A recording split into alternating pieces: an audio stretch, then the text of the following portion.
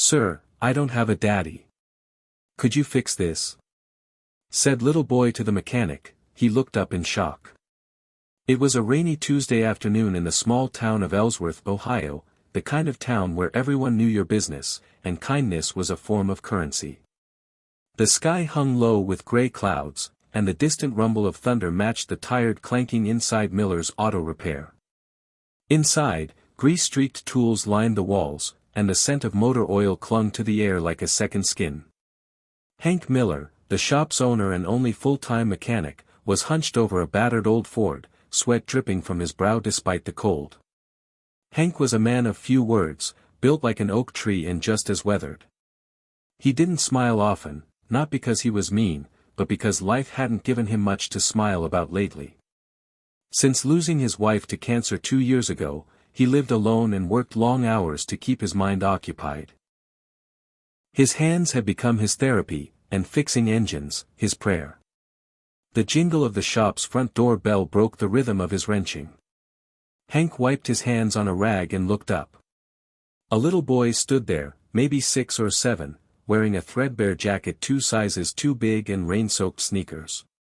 His dark brown eyes were wide, his face pale and anxious.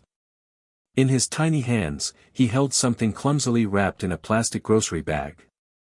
"Hi," the boy said, voice trembling. Are you the man who fixes things?" Hank raised an eyebrow. "Yeah. That's me. What do you need fixed, kid?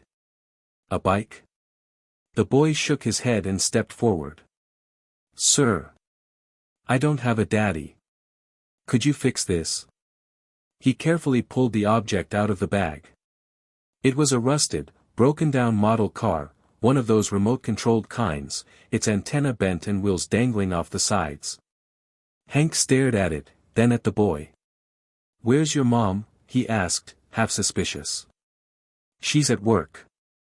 She cleans houses. I walked here, it's not far." There was silence for a beat.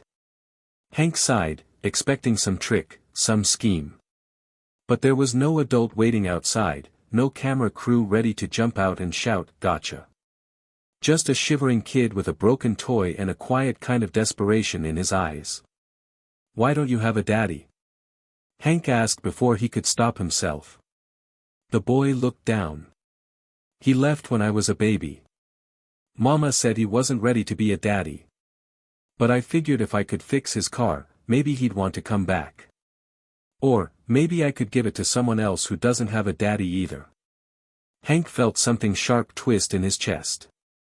He took the toy gently from the boy's hands and turned it over. "Well, let's see what we can do." The boy's face lit up. Hank motioned for him to come closer. He pulled up a stool beside the workbench and began dismantling the little car. "What's your name?" "Eli." "You like cars, Eli?" The boy nodded enthusiastically.